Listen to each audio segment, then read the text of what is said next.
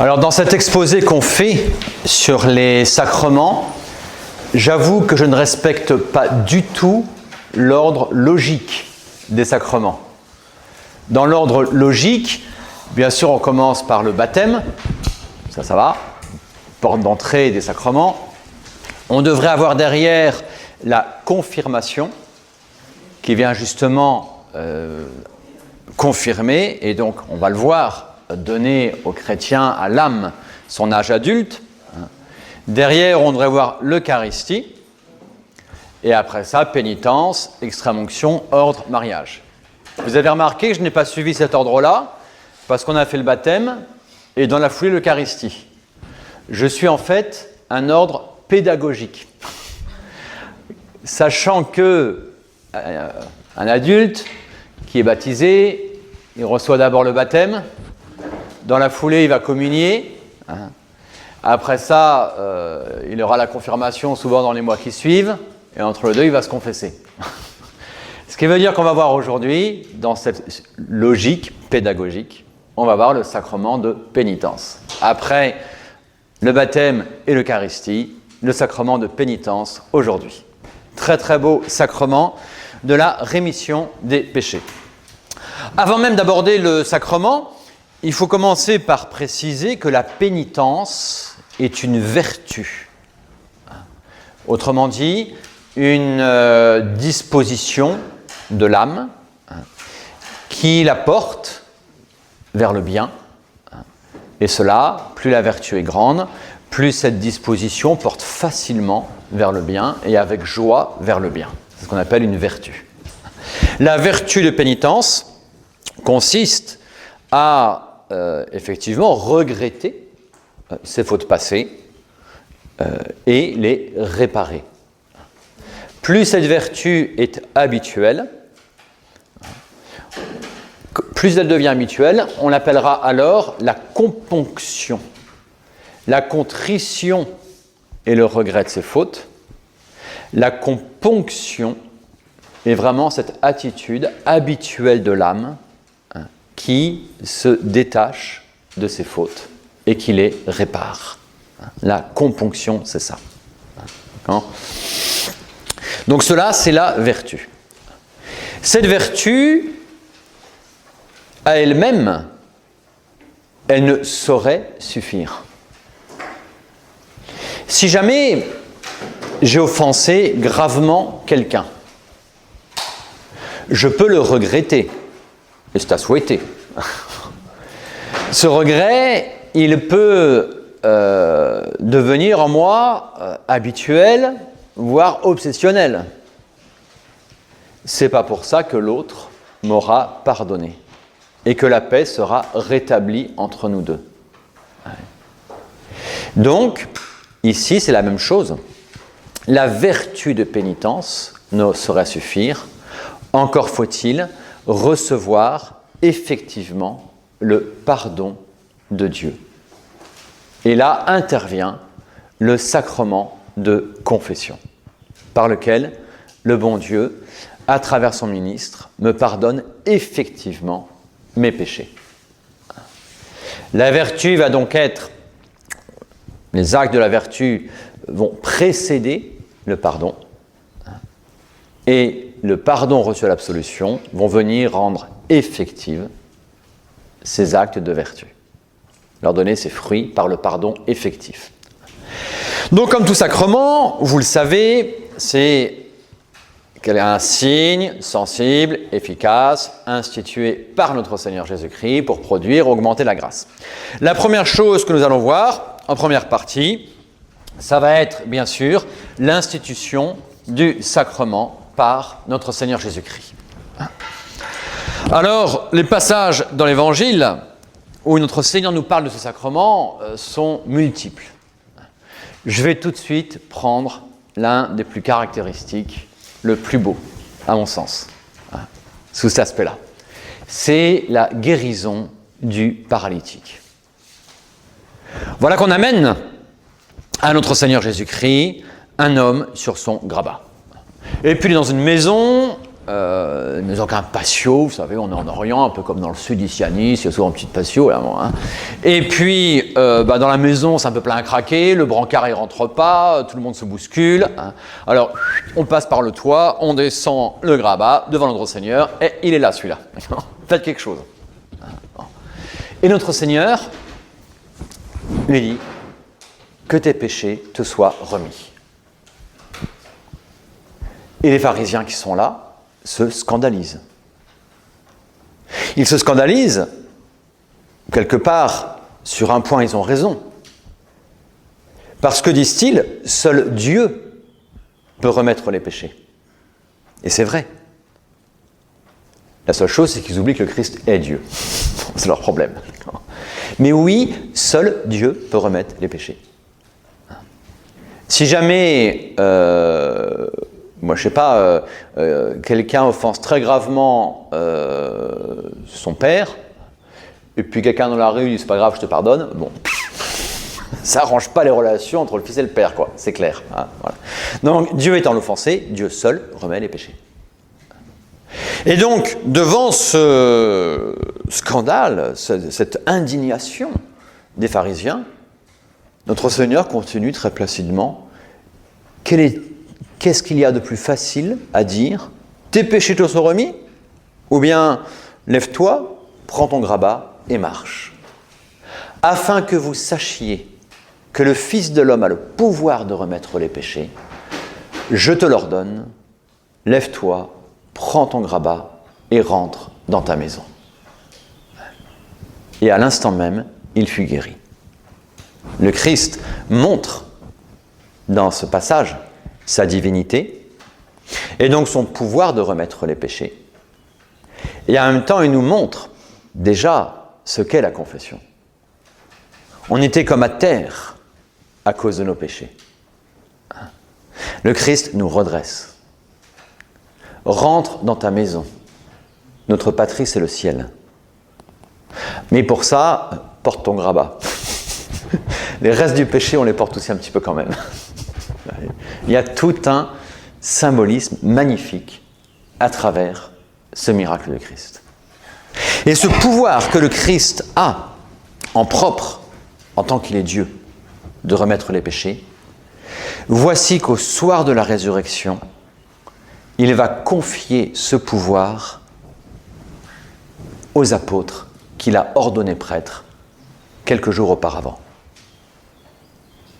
Rentrant dans le cénacle fermé, premier mot qu'il leur dit, la paix soit avec vous. Et il continue, et ayant soufflé sur eux, il dit à nouveau, la paix soit avec vous. Tous ceux à qui vous remettrez leurs péchés, ils leur seront pardonnés.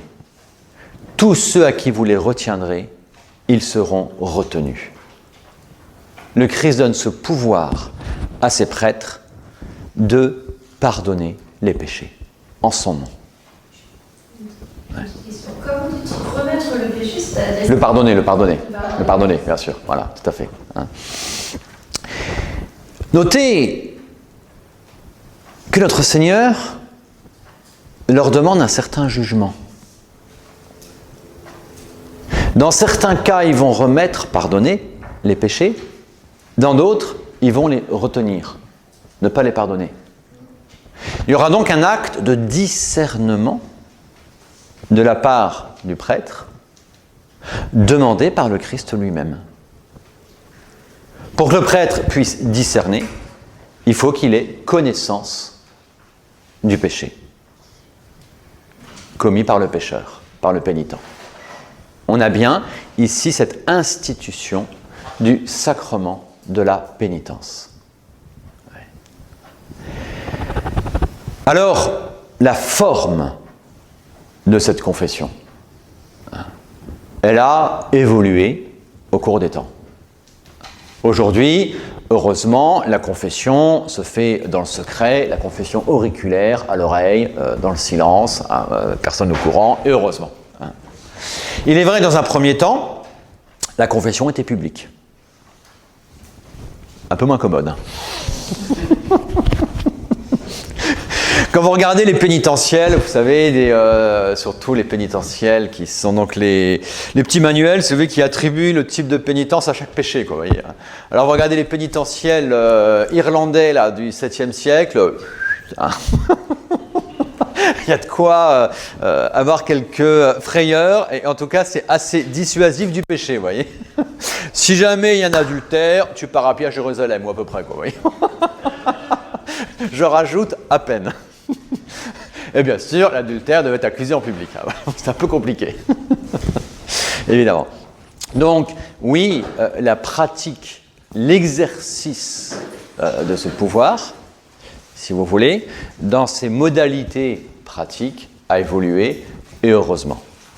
Et toujours dans un sens de plus grande miséricorde, selon l'esprit même du sacrement, qui est le sacrement du pardon. Quelquefois, c'est vrai qu'on aimerait que puisse encore exister, entre guillemets, la confession publique. Je m'explique. Alors, vous dites, oh, au secours, il va où laver là? Alors, il y a des fautes, il y a certaines fautes qui par nature sont publiques. Oui. Et donc, il serait bien, et certaines fautes qui à la rigueur sont irréparables. Oui. D'un point de vue extérieur, matériel, un tort fait aux autres. Il serait magnifique que la personne puisse exprimer son regret de manière publique, et qu'au bout d'un moment, l'Église puisse réintégrer officiellement, complètement, cette personne de manière publique. Dans certains cas, ça serait bien. Ouais. Ça n'existe plus, c'est comme ça. Ce qui n'empêche pas que quelquefois, on va quand même réclamer effectivement un désaveu public. Moi, je ne sais pas, quelqu'un, par exemple, voilà que Simone Veil, l'avorteuse, n'est pas encore morte. Supposons qu'elle vienne à regret, coup de conversion, coup de grâce extraordinaire, elle se convertit au christianisme, elle a sur les mains le sang de milliers, millions d'innocents en puissance, elle va se convertir, elle demande le baptême, très bien. Bon. Heureusement qu'on va lui réclamer un acte public, dans la presse qu'elle veut, pour dire qu'elle a eu tort dans cette loi de l'avortement. Heureusement. On va quand même le faire dans certains cas. La réparation publique, il le faudra. Et dans un cas comme ça, c'est facile, la réintégration publique sera par le baptême, qui est un acte public. Ouais. Mais quelquefois, quand il n'y a pas le baptême, une confession publique et un acte de retour public serait beau. Pour quelqu'un déjà baptisé, qui a commis des fautes très graves comme ça. Donc tout ça, c'est que la forme extérieure du sacrement. Vous voyez, confession publique, confession auriculaire. Heureusement qu'elle est auriculaire de manière habituelle. Mais le sacrement lui-même, on le voit, est complètement institué par notre Seigneur Jésus-Christ. Sacrement, institué par notre Seigneur Jésus-Christ, signe sensible et efficace. Signe sensible, ça réclame, vous vous rappelez, deux conditions fondamentales. La matière, c'est un signe physique, de matériel, une statue en plâtre, c'est quelque chose de matériel, et une forme, ici c'est la figure de la statue qui renvoie effectivement à la très sainte Vierge Marie, et qui nous la fait prier. Dans le sacrement, vous avez une matière, l'eau qui coule, pour le baptême, et vous avez une forme qui n'est pas l'apparence extérieure, qui est la parole, qui donne sa valeur de signe à l'eau. Je te baptise au nom du Père et du Fils. Quelle est donc, deuxième question, deuxième petite partie de ce cours, et en fait l'une des plus importantes concrètement pour chacun d'entre nous, quelle est la matière du sacrement de pénitence? Alors, je ne sais pas si vous vous en souvenez, quand on avait eu le cours sur les sacrements en général, on avait distingué la matière lointaine et la matière prochaine. La matière lointaine, on va revoir cette distinction de manière très concrète ici. La matière lointaine du sacrement, ce sont les péchés, nos péchés. Ça veut dire que si quelqu'un n'a aucun péché, il ne peut pas se confesser. Ça ne marche pas. La Sainte Vierge va se confesser, la confession sera invalide parce qu'il n'y a pas de péché, quoi. Il n'y a pas de matière, quoi. Voilà. Un enfant d'1 an vient se confesser, il ne pourra pas d'ailleurs, bon. Mais supposons, d'accord, il n'a pas de péché, ça ne marchera pas. Un adulte baptisé, à l'instant de son baptême, il veut se confesser, il dit non, le pardon des péchés, il est fait par le baptême. La matière lointaine, ce sont nos péchés. La matière prochaine du sacrement de pénitence, et ça c'est très important et très beau, vous allez voir, très très beau. La matière prochaine du sacrement de pénitence, ce sont les actes du pénitent. Ils sont triples, il y en a 3. Vous avez d'abord la contrition. Vous avez ensuite l'accusation et vous avez enfin ce qu'on appelle le ferme propos. Le regret par rapport au péché passé. La confession présente. Le ferme propos par rapport à l'avenir. Ces actes-là, c'est le Christ qui a institué ce sacrement. Eh bien, ces actes-là, nous les retrouvons dans l'Évangile comme condition posée par le Christ lui-même pour pouvoir opérer les guérisons physiques, les miracles de guérison physique qu'il va faire et qui vont symboliser la rémission des péchés. Premier acte du pénitent, le regret des péchés. On a la matière, premier acte, le regret des péchés.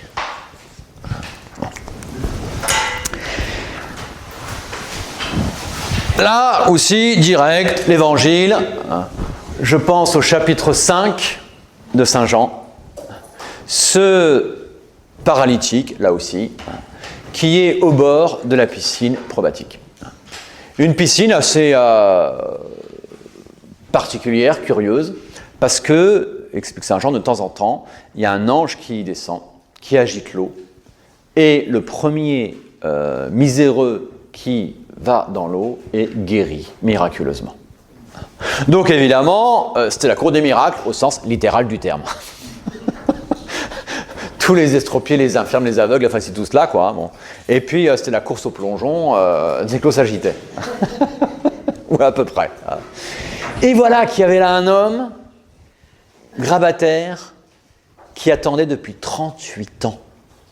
38 ans. Et le Christ passe par là et lui dit « Veux-tu être guéri ?» J'aurais été le paralytique et ça n'aurait pas été le Christ, j'avais largement de quoi me vexer. Et ça fait quand même 38 ans que j'attends, d'accord ? Donc c'est avec ça que je ne le veux pas, je ne sais pas ce qu'il vous faut de plus, quoi. Il est évident qu'il le voulait. Le Christ pose la question pour nous montrer l'une des conditions de la rémission des péchés, qui est le regret. Ne pas aimer son mal. Ne pas aimer son mal. Vous en avez certains, ils ne sont heureux que quand ils sont malades. Et quand ils ne sont pas malades, ils s'inventent des maladies pour se faire plaindre. C'est leur nourriture psychologique, si vous voulez. C'est dramatique. C'est dramatique. Ceux-là, on ne peut rien pour eux. Tant qu'il n'y a pas un changement dans la volonté, dans le regard intérieur, on ne peut rien pour eux. Il faut qu'ils commencent par reconnaître leur maladie, par s'en distancier, en n'aimant pas leur maladie, en voulant la combattre. Ce qu'on appelle, d'un point de vue moral, par rapport au mal moral qu'est le péché, c'est ce qu'on appelle le regret des péchés. Savoir prendre ce recul, les voir, recul intellectuel, j'allais dire, savoir en prendre conscience. Et ensuite un recul dans l'ordre de la volonté, ne pas aimer ces péchés. Il y a un double recul. Le recul intellectuel, parce que malheureusement, certains sont complètement aveuglés. Je fais ça, je me drogue tous les soirs, cocaïne, ce que vous voulez, quoi. Hein, bon. Tout va bien, la vie est belle, hein, elle est encore plus rose comme ça, il paraît, j'en sais rien. En tout cas, ce ne sont pas des lendemains qui chantent, après ça, il ne voit pas son problème. Ouais. Il ne voit pas son problème. Il n'a pas ce recul, il n'a pas le regret. Il faut qu'il commence par réaliser qu'il est en train de se bousiller. Il faut qu'il réalise ça. Le deuxième recul dont il a besoin, c'est de se dire, il est dans le volontaire le deuxième, c'est de se dire, je me bousille, donc je veux arrêter de me bousiller. Il faut qu'il ait ce deuxième recul. Ce deuxième recul, c'est ce qu'on appelle le regret des péchés. Il y en a certains, comme ça, qui sont aveuglés dans leurs péchés. Et le bon Dieu, parce que c'est une grâce, leur donne ponctuellement, une grâce actuelle, les éclaire, leur montre leur mal. Et c'est une grâce de Dieu. Il leur ouvre les yeux. Ouais. Il leur montre ça pour qu'ils s'en distancient, justement. Et certains, malheureusement, vont refuser la grâce de Dieu. Ah non, non, me séparer de mon péché, non. Ouais. Il va manquer, ils ont la lucidité sur leur péché, mais il va manquer le regret du péché. Vouloir s'en séparer. Ce qu'on appelle le regret des péchés. La contrition, c'est ça. Le regret des péchés, c'est la contrition. L'acte de contrition qu'on récite à la confession. Mon Dieu, j'ai un très grand regret, le mot est dit, de vous avoir offensé. Dans ce regret, il faut distinguer ce qui motive ce regret. Et là, on va arriver à 3 degrés de contrition, entre guillemets, différents. Premier degré, complètement insuffisant, qui n'est pas encore la contrition, c'est le cambrioleur. Il a fait le casse du siècle, il a récupéré un super magot, et manque de peau, il s'est fait prendre. Et voilà qu'il est en prison. Alors, il est évident que la prison, il n'aime pas ça. Son premier truc, s'il pouvait le faire, c'est de prendre la poudre d'escampette. Maintenant, son petit magot, ça, il y est profondément attaché. Et dans sa prison, il rumine contre le traître qu'il a vendu. Et il calcule sa vengeance. D'accord ? Lui, il ne regrette pas le mal qu'il a fait. Aimant le mal qu'il a fait, il en regrette uniquement les conséquences négatives, concrètes qu'il en subit. Il n'a pas le regret du mal. Une âme en enfer, elle regrette d'être en enfer. Bien sûr. Mais malheureusement, elle n'a pas la contrition de son mal. Elle ne regrette pas d'avoir offensé Dieu. Au contraire, elle en veut à Dieu, cette âme-là. Parce que Dieu l'a condamnée. Attachée à son mal, elle en veut à Dieu du fait que Dieu n'accepte pas le mal, n'aime pas le mal. Et elle est révoltée contre Dieu. Ouais. On est à l'opposé de la contrition. C'est évident. Ouais. Parce que c'est uniquement les conséquences négatives que je déteste, tout en continuant à aimer le mal et à rester attaché au mal que j'ai posé. Vous voyez ? Ça, c'est pas encore la contrition. On sera sur ce qu'on appelle ici la crainte servile, uniquement la peur du châtiment, point final. Et il a joint à l'amour du mal. C'est ça qui est important à comprendre, on garde l'amour du mal. On ne regrette pas son mal. Donc quelqu'un qui vient se confesser comme ça, évidemment, ça ne sert à rien. Je viens me confesser parce que, je dis n'importe quoi, j'ai trompé ma femme me fait la gueule, et pour que ma femme arrête de faire la gueule, elle veut que je passe au confessionnal, je vais me confesser. Hein. Mais maintenant, le reste... Bon, je prends un exemple assez grossier, d'accord. Vous comprenez bien que là, il y a un problème, le prêtre, il aura du mal à donner l'absolution comme ça, parce qu'il continue à aimer son mal.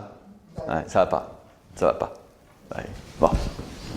Alors, évidemment, il faut dépasser ça. Il y a donc un deuxième type de contrition, qu'on va appeler ici la contrition imparfaite. Qui, néanmoins, malgré le mot imparfait, devient déjà une véritable contrition, qui va donc être suffisante pour obtenir le pardon de ses péchés, l'absolution qui libère. Ça va être la contrition où cette fois-ci je ne regrette pas exclusivement les conséquences extrinsèques de mon mal, mais je regrette mon mal lui-même. Mais je le regrette par rapport à moi ou par rapport aux autres. Je m'explique. Je vais reprendre ce cas très concret, caricatural, mais c'est pas grave, c'est comme ça qu'on comprend mieux les choses, hein, où cet homme a trompé sa femme par adultère. Hein, bon.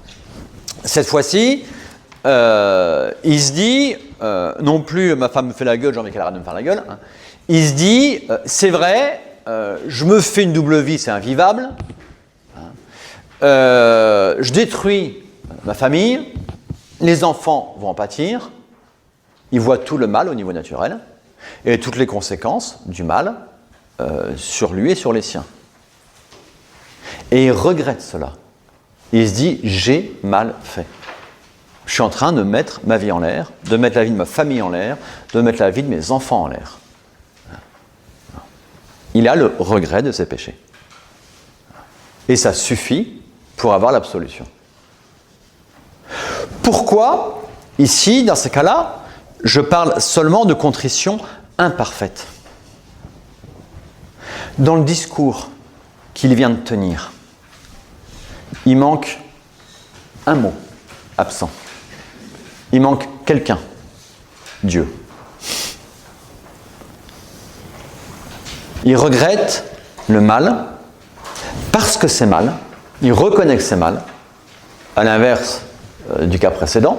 Il reconnaît que c'est mal, il regrette le mal, mais il voit le mal par rapport à lui-même, par rapport aux autres, pas encore suffisamment par rapport à Dieu. Oui. Et donc c'est une contrition imparfaite, parce qu'elle n'est pas encore centrée sur l'amour de Dieu. Elle n'a pas pour motif premier l'amour de Dieu. On est sur une contrition imparfaite. La contrition imparfaite, heureusement, suffit largement pour obtenir le pardon de nos péchés par la confession. Heureusement. Et souvent, quand il n'y a que la contrition imparfaite avant la confession permettra derrière, parce que l'amour de Dieu revient par la grâce, de développer cette contrition et de la perfectionner en y mettant l'amour de Dieu offensé. Cette personne-là qui s'est confessée ainsi, supposons, elle se confesse pendant le carême, de cette manière-là, et elle arrive à la semaine sainte, le chemin de croix du vendredi saint, par exemple, elle médite tout ça, hein, et puis là, elle réalise que le Christ est mort pour elle, pour lui. Il réalise que le Christ a porté ses péchés. Il réalise cet amour infini du Christ pour lui. Je t'ai aimé alors que tu étais pécheur. Et ça devient très concret pour lui. Et là, il voit tout d'un coup, je veux dire, la densité de l'amour du bon Dieu pour lui, et combien lui, à travers son péché passé, il a nullement correspondu. Et il va se trouver tout à coup rempli de confusion. Il va se trouver, le mot est très mal dit, mais minable devant cet amour du bon Dieu. Il va trouver son amour pour le bon Dieu minable devant l'amour que Dieu a pour lui. Là, il a une grâce de contrition parfaite. Ce qui motive la haine de son mal, ce n'est plus le mal qu'il s'est fait à lui-même, le mal qu'il a fait aux autres, c'est cette non-correspondance d'amour avec le bon Dieu. Ce qu'on appelle la contrition parfaite. Non ? Vous voyez le 3e degré de regret de ses péchés, de contrition. Il y a un passage qui est assez joli pour nous exprimer ce qu'est la contrition parfaite. C'est une vision de notre Seigneur Jésus-Christ. Alors, je ne sais jamais à qui c'est, si c'est Sainte Françoise Romaine ou Sainte Thérèse d'Avila, peu importe, retenons le mot, plus que la personne à qui ça a été adressé, sauf que c'était une sainte. Notre Seigneur lui dit « Souviens-toi du jour où tu mettais ton bonheur à offenser mon honneur. » Ça, c'est le péché. Notre Seigneur qui dit ça. Et moi, continue le Christ, je me vengeais en te comblant de grâce. On est encore plus petit. Rien que la première phrase, elle calme. Mais alors, la deuxième, c'est radical. Elle est radicale. Notre Seigneur, à ce moment-là, infusait à cette sainte un degré de contrition parfaite absolument magnifique. Magnifique. Tout est centré sur cette non-correspondance d'amour entre l'âme pécheresse et son Dieu infiniment miséricordieux. Ouais. Et là, la contrition, elle est magnifique. 3e degré de contrition, la contrition parfaite. D'accord ? Cette contrition parfaite, elle est un don de Dieu et par elle-même, elle inclut le désir de demander pardon, évidemment. Et donc, elle inclut le désir de la confession, bien sûr. Une telle contrition parfaite, par elle-même, remet déjà les péchés, même les péchés mortels, avant même la confession, dans la mesure où elle inclut le désir de la confession. Ouais. Il ne s'agit pas dans sa tête, une petite formule, « Ah ouais, mon Dieu, je vous demande pardon parce que c'est vous que je offensais, vous m'avez beaucoup aimé. Ça y est, c'est bon, je suis pardonné, je peux recommencer. » Non, ça, c'est pas la contrition parfaite, vous comprenez bien. C'est l'attitude profonde d'âme qui est un don de Dieu.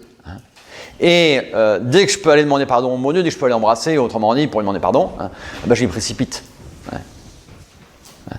Dans ces cas-là, il y a effectivement la contrition parfaite. Et cette contrition parfaite, qui est un don de Dieu, c'est une grâce, on voit qu'elle inclut le don d'un amour réel, vif de Dieu, vivant de Dieu, la vie de la grâce. Dieu redonne la grâce à cette âme-là, à ce moment-là. Avant même la confession. On n'est jamais certain d'avoir la contrition parfaite. Dieu seul sonde les reins et les cœurs. Nous-mêmes, nous avons beaucoup de mal à nous sonder nous-mêmes en toute objectivité. Donc on n'est jamais sûr d'avoir la contrition parfaite. Et c'est pourquoi c'est seulement après la confession qu'on sera certain du pardon de Dieu. Mais en soi, elle inclut déjà le pardon effectif de nos fautes. Ce qui veut dire que quelqu'un qui tomberait gravement dans le péché, qui ne pourrait pas se confesser, eh bien, doit s'efforcer de demander au bon Dieu la grâce de la contrition parfaite. Bon, je sais pas, je suppose, on va prendre quoi comme exemple, hein, voilà, on a un militaire, là, vous savez, il part en opération extérieure en Afghanistan, je sais pas trop où, là, hein, au Qatar, en Arabie Saoudite, enfin voilà, quoi, bon, bref, il n'y a pas d'église, il n'y a rien, il n'y a pas de prêtre pendant 6 mois, voilà, qui fait un péché mortel, hein, bon, il va chercher à développer en lui la contrition parfaite. Et il va demander cette grâce au bon Dieu. Avec persévérance, et le bon Dieu, parce qu'il est infiniment miséricordieux, l'aidera à obtenir cette grâce. La contrition parfaite. Ça ne veut pas dire qu'après ça, il est bon. Dès qu'il va retourner de son opération extérieure, dès que possible, il ira se confesser, et heureusement. Ça sera la preuve qu'il y a une contrition effective qui produit des effets. Donc tout ça, c'est le premier acte du pénitent, le regret de nos péchés. Il porte par rapport au passé, à nos péchés passés. Le deuxième acte, là aussi j'utilise un moyen pédagogique, c'est celui par rapport au futur, ça va être le ferme propos.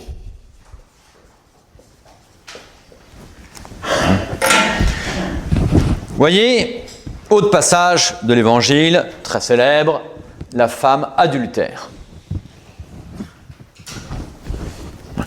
La femme adultère. Elle est prise en flagrant délit. La honte. Évidemment. Donc, tout de suite, il y a le regret qui est là. Et les pharisiens, les hypocrites, les machins, les trucs, l'amènent au Christ pour le coincer. Il se dit miséricorde, Dieu miséricorde. Qu'est-ce que tu vas faire? La loi, elle oblige de la lapider. C'est comme ça, la loi du talion. Vous savez, on a eu ça tout récemment, là. Même c'est encore pire. Vous voyez. Ce qui s'est passé, je ne sais plus trop où c'était. Là, vous savez, cette femme là qui s'est fait incendier. En Gironde, de la Mérignac, ouais.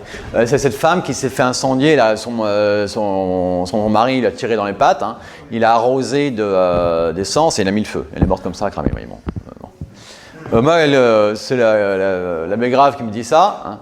Je dis, ça, à coup sûr, je dis, je ne suis pas à coup sûr, je suis presque sûr du coup, ça, c'est une vengeance de musulman. C'est un musulman, sa femme l'a trompé, il l'a incendié comme ça. Eh bien, 2 jours après, c'est annoncé, c'est comme ça, ouais. Voilà. Vous voyez, donc là, si vous voulez, et c'est pour ça que notre Seigneur, Dieu, dans l'Ancien Testament, va imposer la loi du talion, pas plus. Bon. Donc là, la loi prévoyait lapidation, la femme prise en flagrant délit d'adultère. Et on l'amène à notre Seigneur. Il est coincé. Parce que soit il lui pardonne, il ne respecte pas la loi, soit il respecte la loi, et Dieu miséricorde et qui pardonne, c'est fini. Il est coincé. Enfin, il pense le coincer. Et notre Seigneur, qui est Dieu, que celui qui n'a jamais péché lui jette la première pierre. Et là, hop, une petite grâce intérieure à chacun, où il montre tous ses péchés, quoi. Et tout d'un coup, la foule se dissipe, et l'Évangile précise, en commençant par les plus vieux. Ceux qui avaient le plus péché, autrement dit. Ouais, ceux qui avaient le plus péché, d'accord. Et à la fin, il est là, face à elle, seul à seul. Ouais. Et lui, le Christ, n'a jamais péché. Lui, le Christ, il peut la condamner. Il peut appliquer la loi. Il peut la lapider. Il va lui pardonner. Ils ne les ont pas condamnés, moi non plus. C'est le pardon. Il y a une condition. Va et ne pêche plus. Va et ne pêche plus. C'est par rapport au futur, c'est ce qu'on appelle le ferme propos. Le propos, j'ai un propos, une décision, une résolution qui est ferme de ne plus pécher. Deuxième acte du pénitent, qu'on retrouve de manière très claire dans l'Évangile. Elle est déjà implicitement exprimé lorsque notre Seigneur disait à ce paralytique de la piscine probatique, veux-tu être guéri? C'est vouloir marcher droit, quoi. D'accord? Ne pas aimer son mal, c'est vouloir le bien. Bon. Le ferme propos, sur quoi porte-t-il? En quoi ça consiste? D'accord, je pêcherai plus. On est mal barré. C'est une histoire qui finira mal parce qu'on est fragile. Et que même celui qui est debout, comme dit saint Paul, qui prenne garde de ne pas tomber. Donc si je reste comme ça, ah mon Dieu, c'est fini, je ne pêche plus. Ça y est, maintenant c'est fini. Il ira pas très loin. Non, le ferme propos, il faut qu'il soit concret. Il faut qu'il porte sur les moyens d'éviter le péché. C'est ça qui compte. Ouais. Et donc, il va porter sur ce qu'on appelle les occasions de péché. Et là, il faut poser quelques petites distinctions. Ouais. Une occasion de péché, elle peut être libre ou nécessaire. Je donne un exemple, tout simple. Vous savez, avec ma femme, on s'engueule, quoi. On a tous les deux, on s'aime bien, attention, on s'aime bien, d'accord. On a tous les deux un sale caractère, donc du coup, voilà, dès que ça monte un peu, ça monte dans les tours des deux côtés, et puis quoi, c'est l'orage, quoi. Bon. Ça ne dure pas très longtemps, heureusement, le beau temps arrive, mais enfin, ça arrive. Alors, pour moi, ma femme est une occasion de péché, donc je quitte ma femme. Bien sûr que non. Vous voyez, là, on est face à ce qu'on appelle une occasion nécessaire. D'accord ? On est face à une occasion nécessaire. D'accord ? Il est nécessaire que je vive avec mon épouse, parce qu'il y a un contrat de mariage, et que pour le bien des enfants, le bien de mon épouse, tout ça, d'accord, c'est nécessaire. D'accord ? Donc, éviter les occasions de péché, c'est pas quitter sa femme parce qu'on s'énerve mutuellement, de temps en temps. Non. Non. C'est important à dire. C'est important à dire. Pourquoi ? Pourquoi ? Parce que certains vont aller beaucoup trop loin là-dedans. C'est devenu une hérésie. Ouais. Certains vont dire, ah non, mais pour moi, vous comprenez, monsieur l'abbé, le monde moderne, là, le monde dans lequel on vit, c'est un monde de fous, hein, et tout nous porte au péché, hein, donc il faut que j'aille m'enterrer dans un désert quelque part, quoi. Ouais. C'est arrivé. C'est arrivé, ça a été formulé comme tel, avec des mots un peu différents, mais la logique a été formulée par Montand au IIIe siècle, et c'est l'hérésie montaniste. Vous comprenez aujourd'hui, monsieur l'abbé, on ne peut plus être militaire. On n'a pas le droit d'être militaire. Celui qui est militaire aujourd'hui, il pêche. Il pêche parce que aujourd'hui nos armées, elles sont au service de l'ONU, du machin, du truc, du mondialisme et tout ça, donc il pêche. Ouais. Du calme. Du calme. Du calme. Monsieur l'abbé, on n'a plus le droit d'acheter un vêtement à Intermarché. Parce qu'Intermarché, attention, je ne vais pas en faire la pub, hein. Bon, Carrefour, quoi, d'accord. On n'a pas le droit, parce que le vêtement, il est fait par des Chinois, et donc par des enfants, c'est l'exploitation. Et donc, je favorise à fond l'exploitation du Chinois. Ouais. Ouais. On va beaucoup trop loin. D'accord ? Ouais. Bon, donc, si vous voulez, il y a les occasions nécessaires et les occasions libres. L'occasion libre, c'est quoi par rapport à celui-là, vous voyez, qui s'engueule avec sa femme ? C'est comme ça, d'accord. Il doit combattre ses excès de colère, c'est évident, mais il n'a pas quitté sa femme pour autant. L'occasion libre, c'est celui qui, par un acte volontaire, se met dans une situation de péché.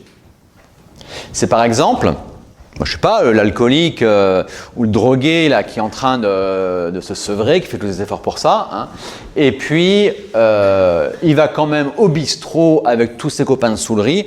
Ah non, mais je boirai pas, je boirai qu'un verre, quoi.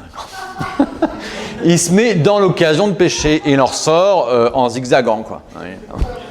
il s'est mis dans une occasion de péché. Celui qui veut se sortir de l'alcool, qui regrette ce mal, il s'en confesse et il va dire désormais je ne passe plus dans la rue du bistrot. Et mes copains, au sortir de l'usine, je sors à une heure différente ou par une porte différente que la leur. Il évite l'occasion de pécher. Ouais. Il y a certains comme ça, vous savez, ils sont tombés dans la pureté avec quelqu'un, n'importe quoi. Hein. Ah non, vous savez, mais je pêcherai plus avec elle.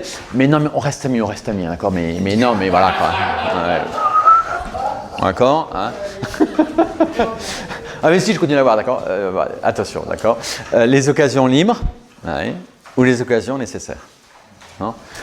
Dans le domaine de la pureté, occasion nécessaire, vous y pouvez rien si dans la rue les gens sont mal habillés ou c'est une mauvaise publicité.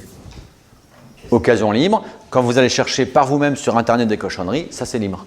C'est très différent. Très différent. Oh. Dans les occasions encore, autre distinction importante, c'est celle qui distingue les occasions lointaines et les occasions prochaines. Ça veut dire quoi? Je prends l'exemple du bistrot. Pour l'alcoolique, le bistrot est une occasion prochaine de péché. Parce qu'il a ce défaut-là, parce qu'il y est tombé, s'il se remet lui, vu son vice, dans cette situation-là, il est clair qu'il risque fortement de tomber. Si jamais vous allez une fois au bistrot, au sortir du bureau, parce que vous avez une réunion informelle à faire et vous prenez une bière et vous n'êtes pas du tout alcoolique, pour vous, c'est pas une occasion de pécher. Ouais. Ouais.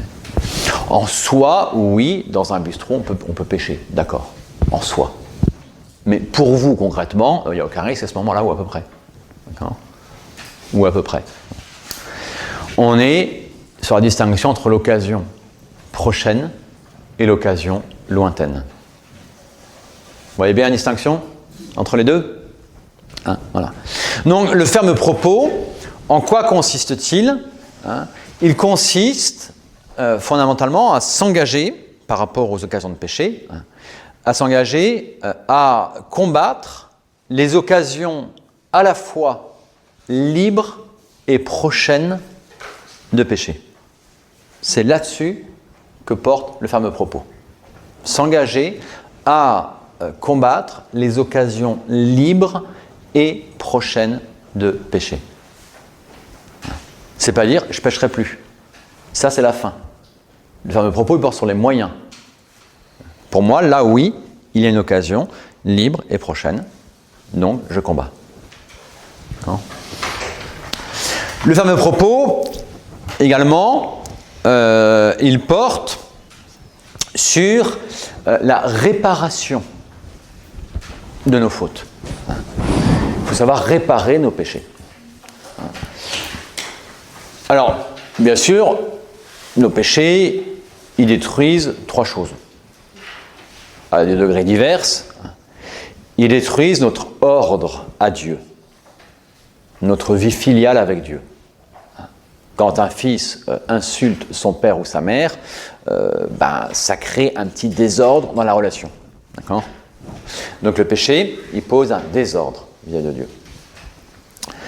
Le péché, il m'abîme, moi-même. Ce garçon qui a insulté sa mère, il est mal en lui-même. Il y a un problème. D'accord ? Bon. Et puis ensuite, le péché, il porte du tort au prochain. Concrètement, ce garçon qui a fait ça, il a mis un mauvais exemple pour ses frères et sœurs, hein, et il a créé un malaise dans toute la famille. C'est un exemple. Ouais. Bon. Donc un péché, en soi, il porte atteinte à l'ordre à Dieu, il porte atteinte à soi-même, et il porte atteinte au prochain. Donc, il faut réparer ces trois choses. Alors d'abord, on se répare. On se répare. Et ça, c'est justement, ça passera par la fuite des occasions prochaine est libre de péché, joint une vie de prière qui nous donne la force. Bon, très bien, je cherche à me réparer comme ça. Hein, très bien. Hein, je me corrige, voilà, j'étais addict, ils appellent ça geek, je crois. J'étais geek aux écrans, je passais 18 heures par jour devant mes écrans. Désormais, je combats tout ça, et puis je me force à faire 1 heure de balade par jour, parce que je suis pas habitué au soleil. Enfin bon, je connais quelqu'un, ça faisait 30 jours qu'il n'était pas sorti de sa maison. Il voulait fermer, d'accord. J'ai connu ça, ouais. Complètement geek. Et on a dû alors l'approcher petit à petit pour essayer de l'aider. Hein. Et puis il se faisait livrer les pizzas chez lui, il a bouffé de la pizza pendant 30 jours, enfin bon, il faut être fou quoi. Mais complètement geek, je n'avais jamais vu ça, seulement. Hein. Et donc on a dû le sortir, mais on ne peut pas le sortir plus d'une demi-heure la première fois. Hein. Parce c'était fou de voir ça quoi. Et donc on a dû le réhabituer progressivement. Bon, voilà, il combat ses occasions, machin, très bien. Il se répare progressivement. Magnifique. Ensuite, il faut quelquefois quand même réparer par rapport au prochain. On a créé un tort au prochain, on répare. Alors, il y a le cas particulier de la vertu de justice. On l'a vu en abordant la question du vol. Hein. Le vol réclame réparation. Parce que dans le vol, il y a un double péché. Il y a le péché de voler, je crée un tort, et puis le péché de recel, où je garde le bien d'autrui. Bon. Et ben, je ne regrette pas mon péché de recel si je ne restitue pas à l'autre. Donc il y a un devoir de restitution. On a étudié tout ça, qui doit restituer, comment, je ne reviens pas là-dessus. Ouais. Mais il y a un devoir qui est nécessaire pour le pardon lui-même du péché. Il faut aussi savoir réparer quelquefois l'honneur d'autrui que nous avons pu léser. Il faut savoir réparer ça. Comment c'est compliqué. C'est compliqué. Mais au moins, même si c'est pour ça qu'on n'est pas en justice ici, l'honneur ne se mesure pas sur une balance. L'or que j'ai volé, il se mesure sur une balance. D'accord, c'est la différence. Bon. Mais quelqu'un dont j'ai dit du mal, eh bien, j'ai dit du mal de Tartampion à Cunégonde. La prochaine fois que je rencontrerai Cunégonde, je peux essayer de dire un petit mot gentil sur Tartampion, quoi. Ouais. Réparer un peu comme ça. Ouais, j'ai offensé quelqu'un, je peux lui manifester mon regret. Et ça aura pu les personnes. Ma bienveillance. Voilà, c'est dans la mesure du possible, ça. Après ça, je peux toujours prier un peu pour eux, ainsi de suite. D'accord. Mais ça va réparer dans la mesure où je le peux, où ça relève de moi. Voilà.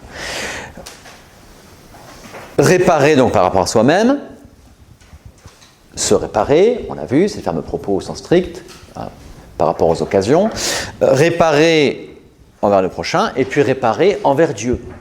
Mon péché a offensé Dieu. Et c'est même le premier offensé. Quand votre enfant se comporte très mal, il s'abîme lui-même, il commence à mettre sa vie en l'air, mais enfin vous, en tant que parent, vous êtes profondément blessé par cela. Parce que vous avez tout fait pour votre enfant, vous lui avez donné la vie, vous vous êtes démené pour lui, ainsi de suite. Et quand vous voyez comment il se comporte, quelle déception pour vous. Ouais. Bon. Eh bien Dieu est notre Père, et notre péché offense Dieu. Tout péché offense Dieu. Et donc il faut savoir réparer cela. Et ce qu'on appelle réparer la peine due au péché. Dieu nous a pardonné, la faute elle-même, mais il y a la peine à réparer. L'enfant prodigue, lorsqu'il revient à la maison de son père, il lui dit « Mon père, j'ai péché contre le ciel et contre toi, je ne suis plus digne d'être appelé son fils. » Et son père lui pardonne complètement. Festoyons, tuons le veau gras, mon fils qui était mort est revenu à la vie, pardon complet. Très bien. Le fils derrière. Mais il doit complètement réparer par rapport à son père. Et il va réparer quoi ? Il va réparer essentiellement, premièrement, cet amour qu'il avait lésé, cet amour filial qu'il n'avait pas donné. Lui, dans la logique, traite-moi en serviteur. Hein. Je t'ai pris la moitié de l'héritage, ça valait tant, et donc je te rembourse tant. D'accord ? Donc je vais travailler pendant tant d'années, histoire de rembourser ma dette, quoi. C'était beau. C'était beau. Et effectivement, en soi, il aurait pu devoir ça. Dieu lui remet sa dette, même celle-là. Il y a une chose qu'il ne lui remet pas. Enfin, qu'il ne lui remet pas. Il y a une chose qu'il exige de lui, hein, c'est de réparer l'amour dont son père a manqué. Ouais. Et il va réparer ça. Il doit vivre en fils, désormais, en vrai fils. C'est pas que l'aspect comptable alors. C'est pas que l'aspect comptable, c'est pas que l'aspect comptable, bien sûr. Ouais. Et donc, il faut savoir réparer cette peine due au péché. Ouais. Cette notion de peine, on l'avait déjà abordée. Je la résume ici en 2 mots. Lorsque un cambrioleur va voler une banque, il est pris. Il va rendre l'argent à la banque. Parce qu'il n'a pas dépensé au casino, quoi. Bon. On ne va pas s'arrêter là. Parce qu'il a posé un trouble à l'ordre public. Il va avoir une peine de prison pour réparer le trouble. Eh bien, de la même manière, le péché, il y a l'acte pécamineux, et puis par rapport à cet ordre à Dieu à rétablir, c'est ce qu'on appelle la peine due au péché. Cet ordre à Dieu peut être pleinement rétabli, ça peut arriver, par la simple confession. Ça peut arriver. La confession est tellement vraie, tellement belle, tellement animée de contrition parfaite, qu'à l'arrière, toute la peine peut être remise. Le Christ dira au bon larron, dans son absolution, « Ce soir même, tu seras avec moi dans le paradis. » Il a suffi d'une confession. Saint Augustin dira, il a tout piqué, même le paradis. Mais voilà, une contrition magnifique, si vous voulez, c'est possible. C'est possible. Bon. Cette peine, sinon, on peut la réparer aussi. Justement, lorsque vous confessez, vous allez accuser vos fautes, le prêtre vous donnera quelques petits conseils ou quelques encouragements, et après ça, il vous dira, voilà, comme pénitence, vous ferez cela. Je crois, c'est une prière, ça peut être un acte de charité, c'est pas ce que vous voulez. Non. Cette pénitence de l'absolution est là justement pour réparer la peine, expier la peine due au péché vis-à-vis de Dieu. C'est comme une maman, elle donne, son enfant a fait une bêtise, demande pardon à maman, il demande pardon, maintenant embrasse-moi et c'est fini. Voilà. C'est voilà, un acte d'amour qui fait que... Oui. Vous avez dit la dernière fois quand vous avez dit le pardon, que le pardon peut se déduire, on peut déduire du comportement de l'autre une attitude, de vouloir se faire pardonner. Est-ce qu'on peut déduire aussi la réparation de son attitude ? Alors, est-ce qu'on peut, voilà, donc dans plein de choses, effectivement, il ne faut pas attendre, disions-nous au sujet du pardon, que l'autre exprime un regret parfait, extraordinaire et tout ça. Hein. Est-ce qu'on peut déduire de la part de l'autre la réparation ? Bien sûr, bien sûr. Et surtout que la réparation, si vous voulez, dans le domaine moral, j'entends. Je ne parle pas dans le domaine de justice physique, d'accord, enfin quantifiable.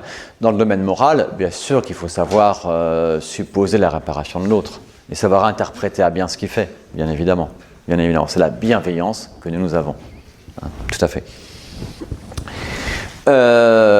Donc on peut réparer, expier la peine due au péché, réparer nos péchés par rapport à Dieu, par une contrition parfaite, par la pénitence du confessionnal, par toutes les petites pénitences offertes avec patience dans le quotidien, tous les petits aléas pénibles de la vie qu'on offre au bon Dieu, toutes les petites pénitences volontaires qu'on offre au bon Dieu, tout ça vient réparer. Ce sont les actes d'amour par lesquels, concrets, par lesquels on répare nos fautes. On peut encore réparer cette peine avec les indulgences. C'est le but des indulgences de remettre en partie ou totalement les peines dues au péché. Une indulgence, qu'est-ce que c'est ? C'est un acte extérieur, une prière, une visite d'un cimetière par exemple au moment des défunts, la première semaine de novembre. Voilà, c'est un acte extérieur, ça va être pendant un jubilé, aller à jubilé à Rome, aller prier un pater, un ave, un gloria à la tombe de Saint-Pierre, ça fait plein de choses comme ça, vous voyez. Bon. Et c'est un acte extérieur qui a certaines conditions, donc à savoir une confession, justement, la communion le jour même, le détachement de tout péché, une prière aux intentions du souverain pontife. Eh bien, dans ces conditions-là, l'Église qui a le pouvoir de remettre les péchés fait qu'à travers cet acte-là, la peine due à vos péchés sera remise. Voilà. Plus ou moins parfaitement, totalement, selon vos dispositions. Non. C'est une indulgence. Différentes manières de réparer l'ordre à Dieu, le ferme propos. Troisième acte du pénitent, il faut que j'avance parce que c'est l'horreur, cette horloge. Troisième acte du pénitent, c'est la confession elle-même, l'accusation de nos péchés. Alors là, je vais me sentir très libre par rapport à l'évangile. Je vais les réinterpréter un tout petit peu, excusez-moi, c'est pour faire bien comprendre les choses. On a ce passage du lépreux qui vient montrer sa lèpre au Christ. Quand on y réfléchit, cet acte est éminemment courageux de la part de ce lépreux. La lèpre, forcément, c'était le bannissement de la société et donc l'isolement total et définitif. Un lépreux, il n'avait plus le droit de rentrer dans la ville, il devait être sur les routes, bien loin de tout le monde, avec sa clochette pour que tout le monde s'éloigne de lui. Voilà.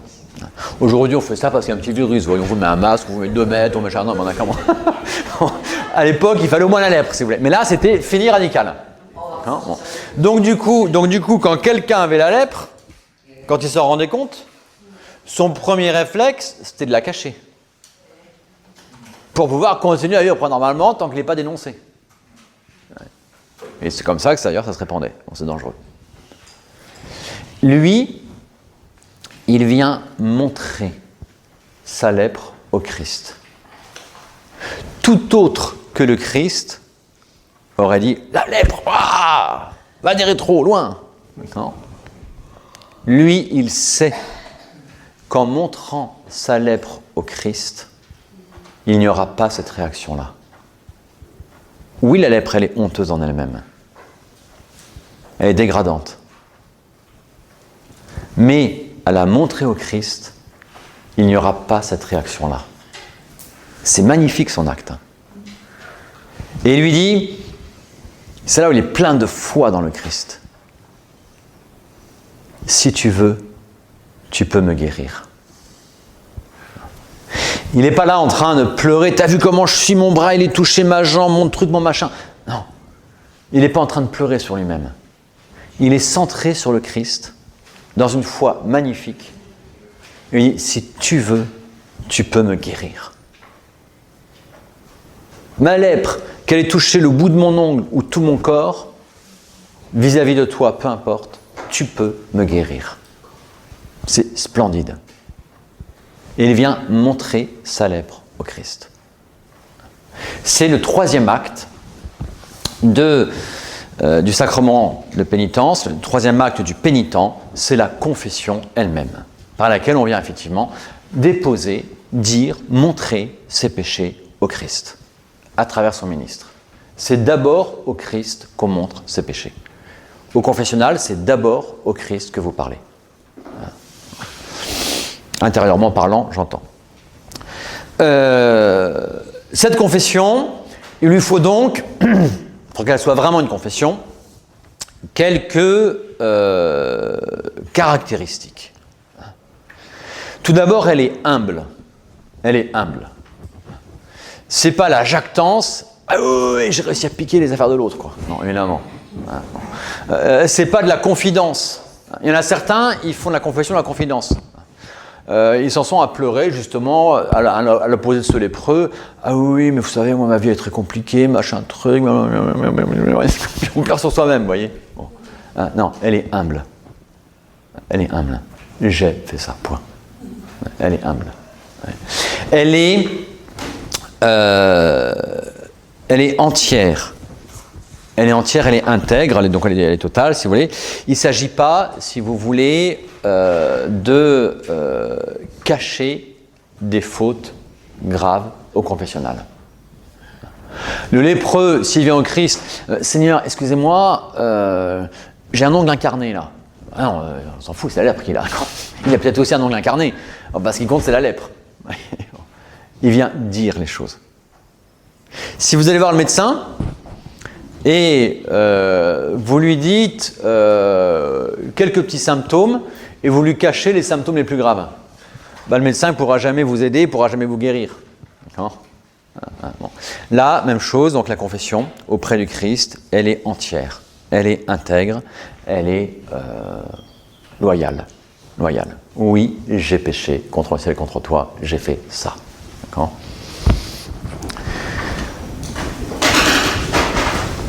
Elle est simple, la confession. Il y en a certains qui ont beaucoup de mal au confessionnal avec la simplicité de l'accusation.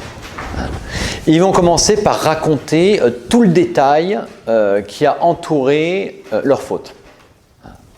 Alors oui, ce jour-là, en fait, j'avais eu une mauvaise nouvelle au bureau, et puis derrière, j'ai croisé quelqu'un qui m'a fait la gueule, et puis ensuite. On va tout me raconter, hein.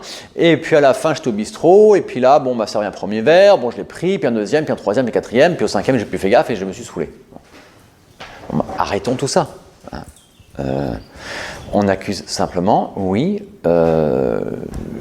j'ai péché par ivresse.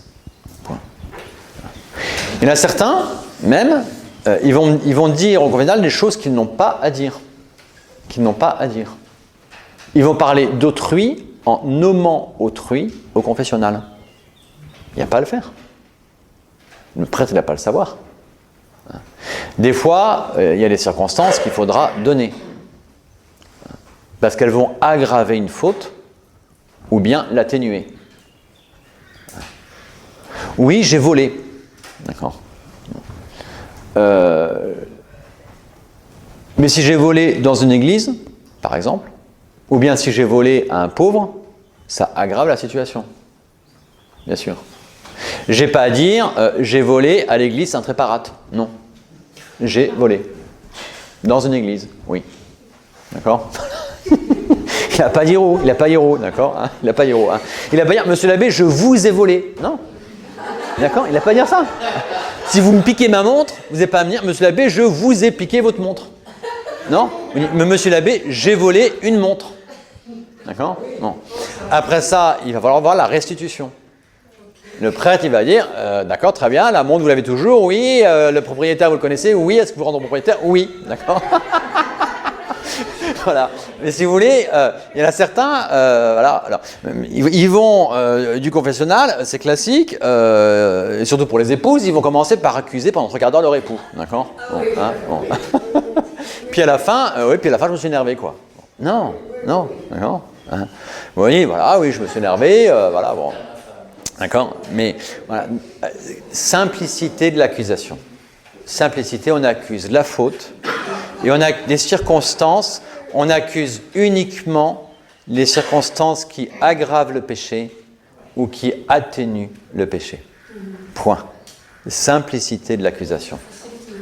Et ça facilite beaucoup les choses. Et ça vous permet de bien cibler le mal et puis de savoir le corriger. D'accord ? Voilà. Savoir simplifier les choses. Donc, c'est ce qu'on appelle la confession. Dans cette confession, ce qui peut arriver, alors, non, ne jamais cacher volontairement une faute grave. Là, ça serait profaner le sacrement. D'accord ? Si je cache volontairement un péché mortel, eh bien, je profane le sacrement. C'est une confession sacrilège. Comme il y a une communion sacrilège à communier en état de péché mortel.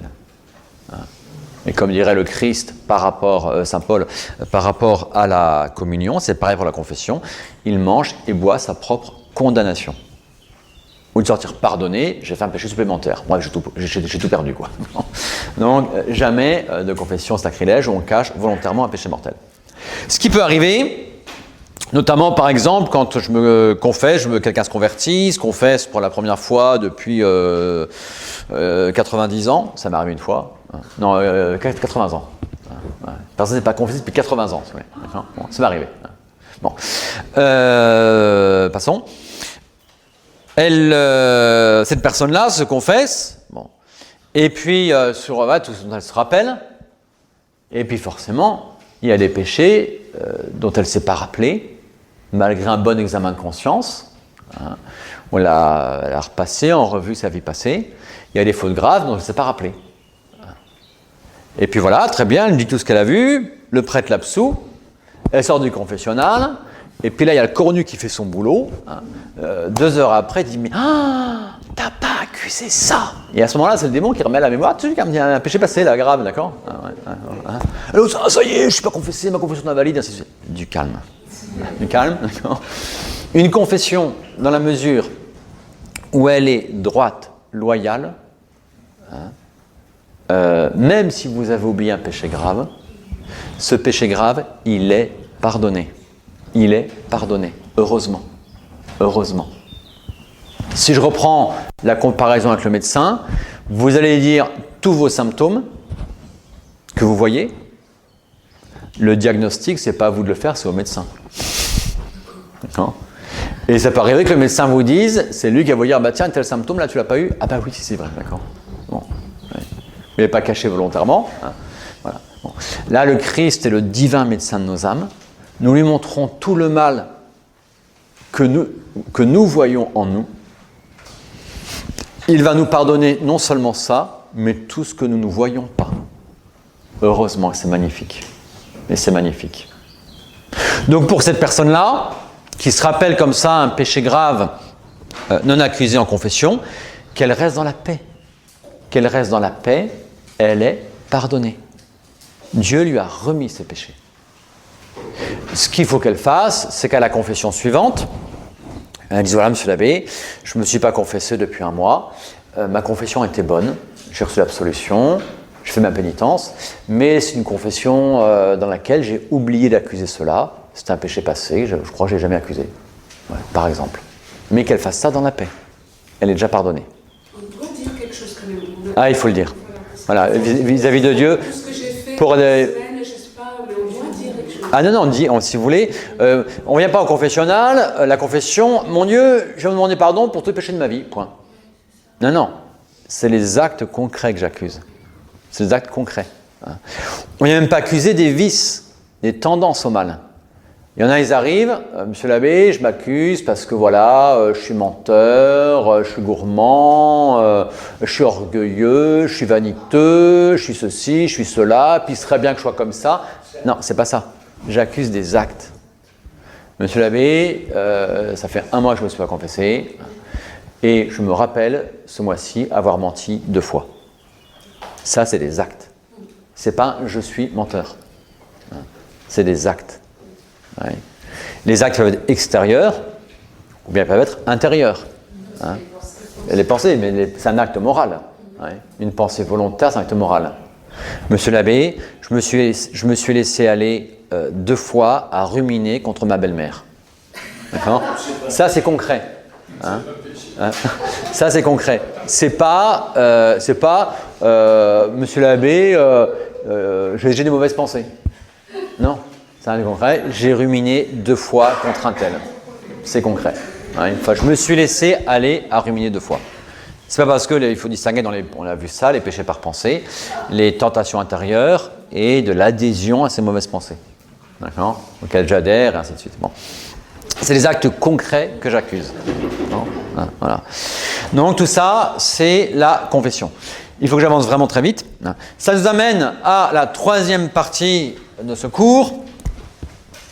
Hein, le ministre du sacrement.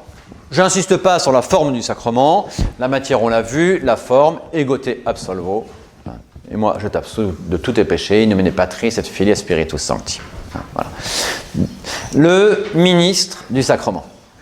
Parce que dans la confession, il n'y a qu'un seul truc qui nous dérange, c'est qu'il y a un prêtre qui écoute. Qu'est-ce qu'il va penser de moi? Heureusement qu'il y a un prêtre. Un sacrement est un signe sensible et efficace.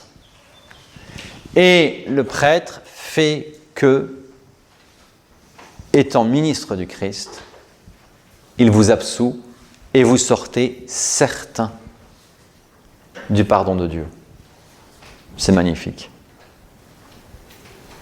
J'ai souvenir de ce pasteur protestant dire qu'il enviait deux choses à l'Église catholique, les messes basses et le sacrement de la confession.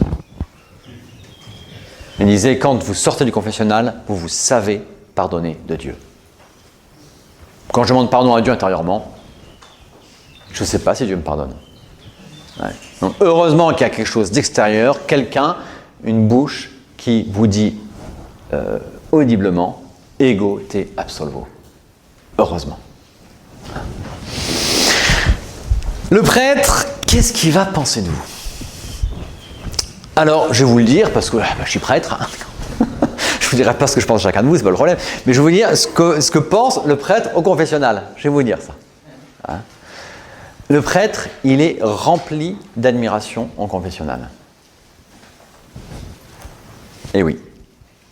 Un jour, c'est Ernest Psicari qui se convertit, donc cet officier, petit-fils de Renan, qui a eu tout rogné au XIXe siècle, et son petit-fils se convertit au catholicisme. Alors ça, Renan l'a eu, elle fait mauvaise, hein, bon.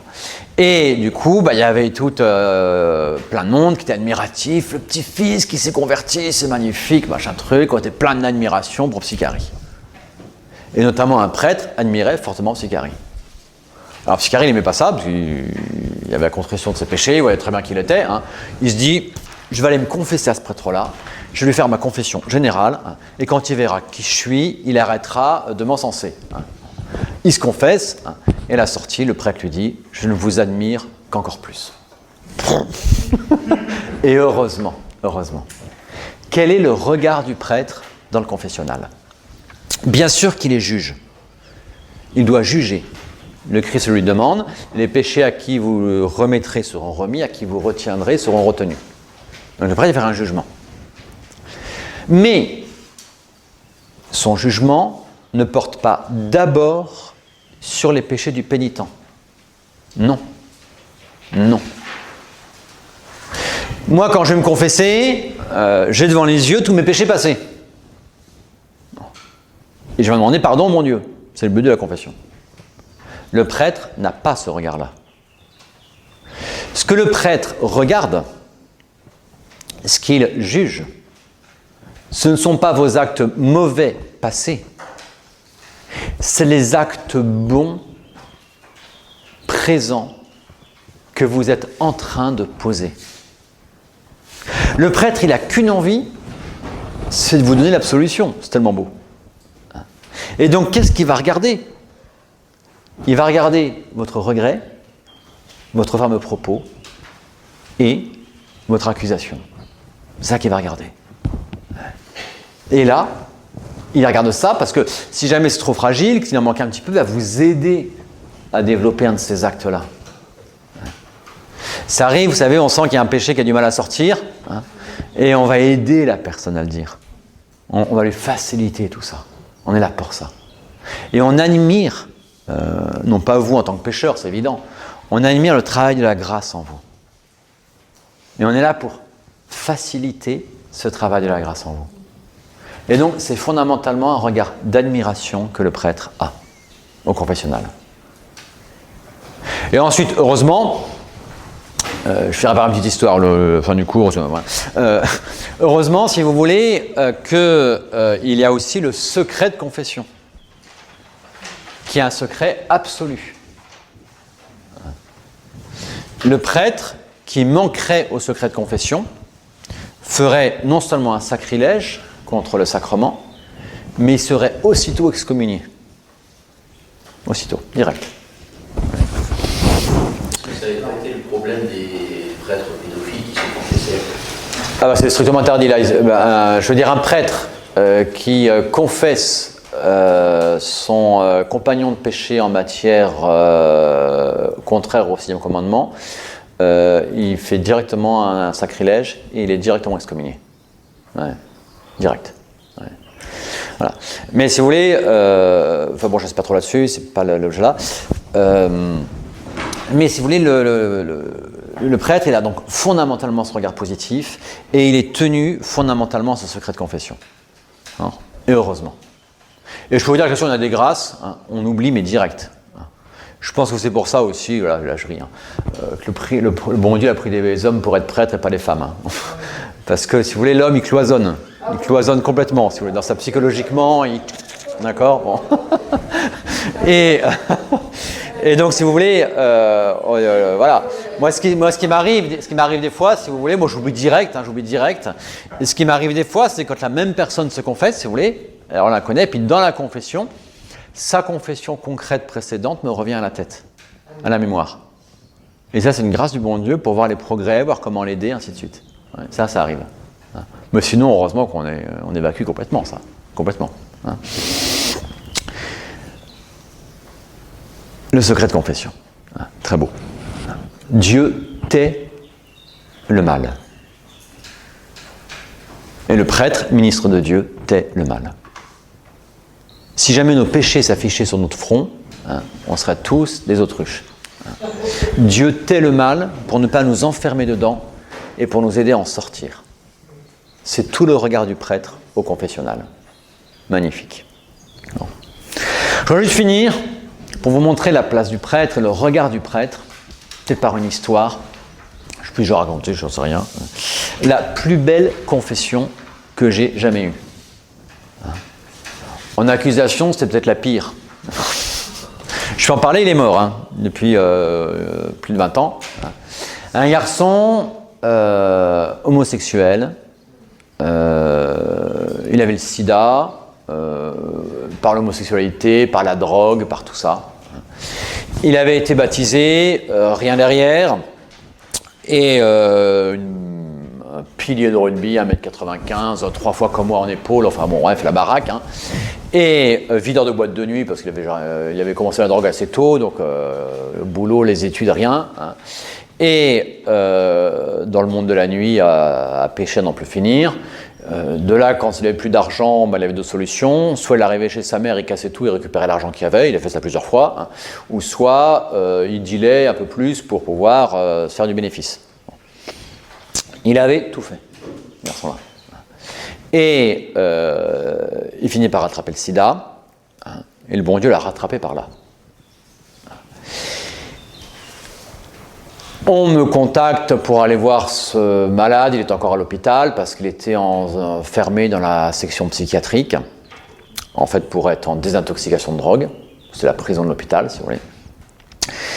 Et je rentre, donc on est d'abord plus ou moins fouillé, carte d'identité pour rentrer là-dedans, hein, et je dis je vais voir un tel. Et la personne me regarde, vous le connaissez? Je dis bah non. Bah pourquoi vous venez? Bah parce que je suis prêtre. Bon.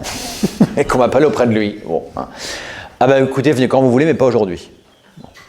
Je sais pas ce qui m'a pris, j'ai insisté, j'ai dit bah si je viens. Si je viens le voir, c'est comme ça. Donc je partirai pas tant que je l'ai pas vu. J'insiste. Je sais pas ce qui m'a pris. Hein. Et puis bah là-dessus, il finit par capituler. Et il me dit bah c'est à vos risques et périls. Entrez, attendez-là. Je m'assieds, j'attends. Puis au bout de 2 minutes, je vois sortir d'un bureau cette immense baraque et puis un petit médecin là, minuscule, tout rond, enfin bon.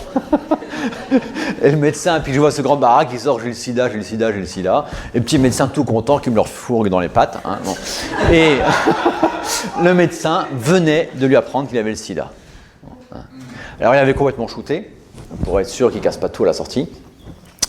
Et je ramène à sa chambre.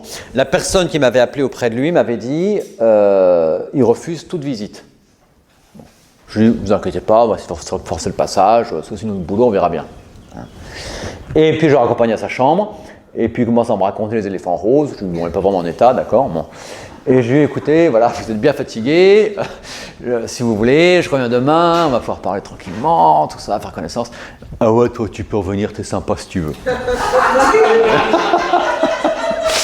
Et a commencé comme ça une série de visites. Et petit à petit, il me raconte ça à l'hôpital d'abord, puis ensuite il sort de désintoxication, il rentre dans son village. Il habitait le même village que sa mère, à quelques rues de distance. Ça faisait 2 ans qu'il n'avait pas vu sa mère. Et pour cause, la dernière fois, c'était à coup de poing qu'il avait rencontré, d'accord, pour la tabasser, pour piquer de l'argent. Et petit à petit, il me raconte sa vie. Et moi, à chaque fois que je le voyais, petite leçon de catéchisme. Croyant rien. Et puis un jour, il arrive, il était complètement désespéré, ma vie elle est foutue, je vais bientôt mourir, machin truc, j'ai tout foutu en l'air. Je lui dis, mais si vous voulez, votre vie, vous pouvez la recommencer à zéro. On peut partir d'un bon pied, complètement. Ce qu'on appelle la confession. Mais c'est quoi ce truc-là? Ah bah, je lui raconte, je lui explique.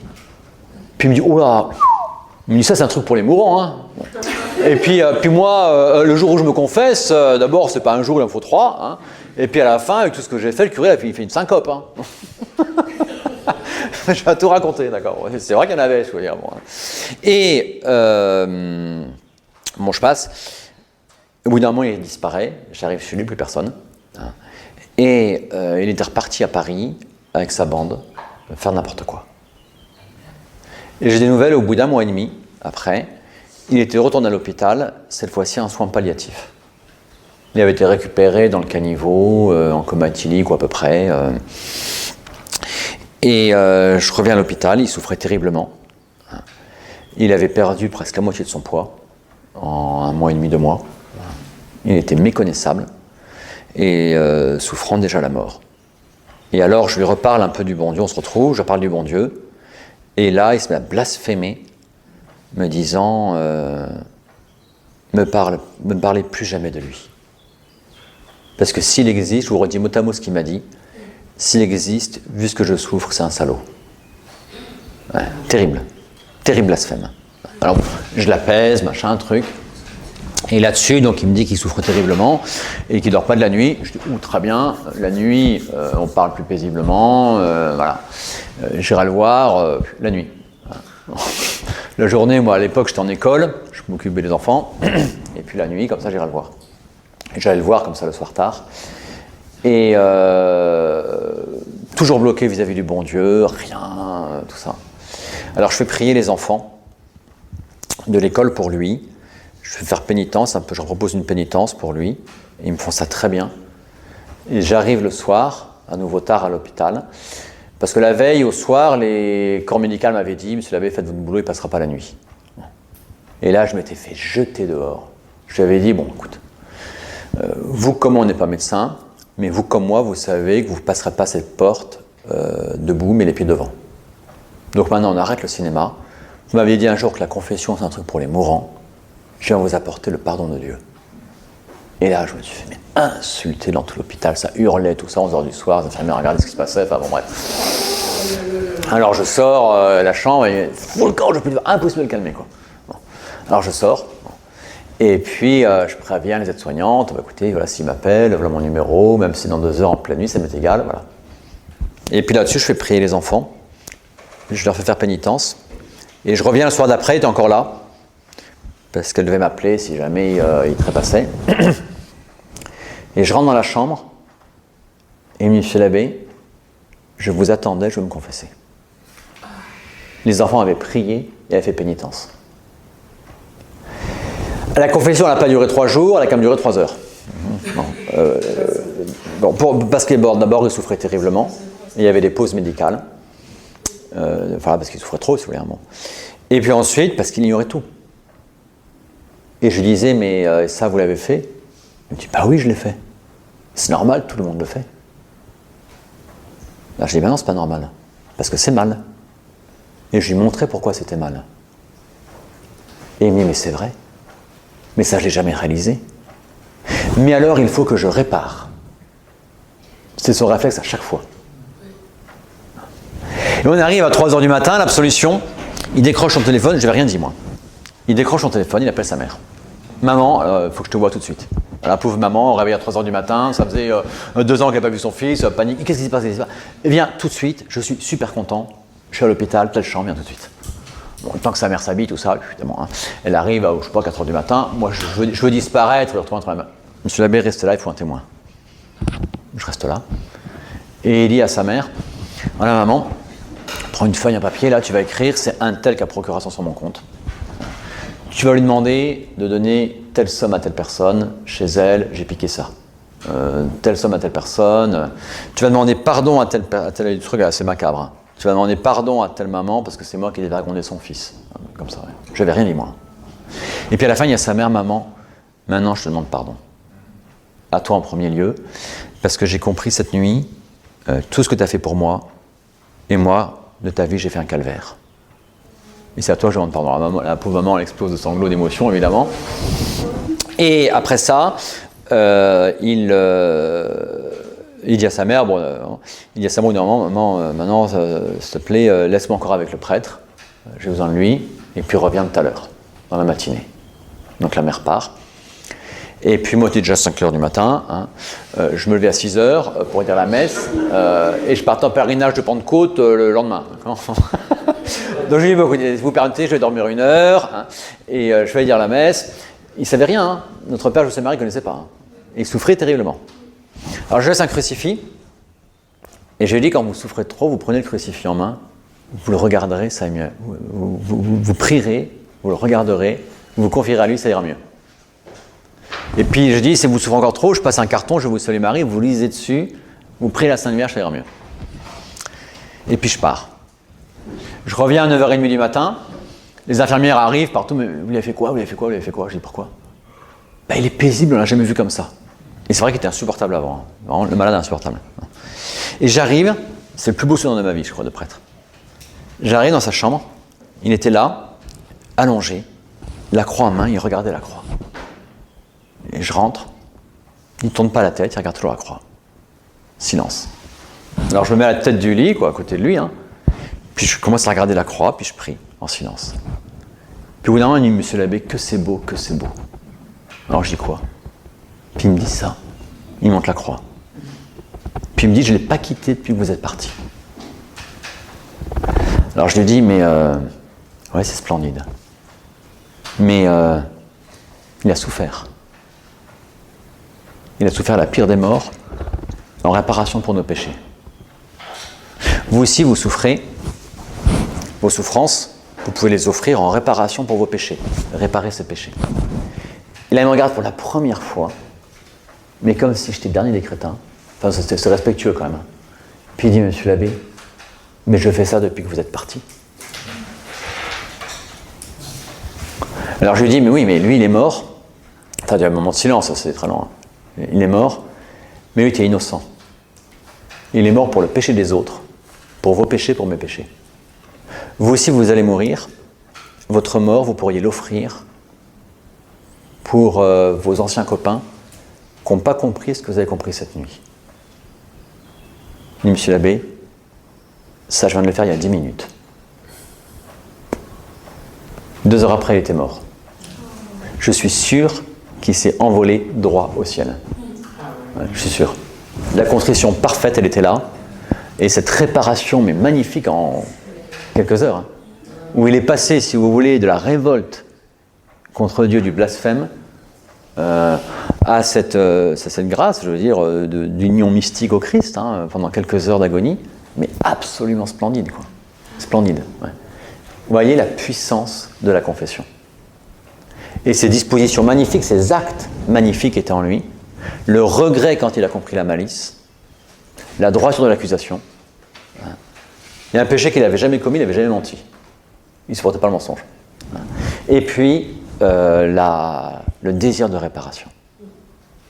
Ils étaient tellement vrais, ces actes-là, que ça l'a amené à cette grâce fantastique d'union mystique au Christ, et derrière, dans la foulée au ciel. On s'est dit adieu en se disant, au sens littéral du terme. Moi, je pars en pèlerinage de Pentecôte. Je lui ai dit, écoutez, voilà, je pars en pèlerinage. Je vais expliquer ce que c'était en 2 mots. Je vais prier pour vous. Vous allez faire un autre pèlerinage pendant ce temps-là. Vous allez partir vers la maison du bon Dieu. Hein, Et il m'a promis là-haut de prier pour moi mon apostolat. Beauté d'une confession.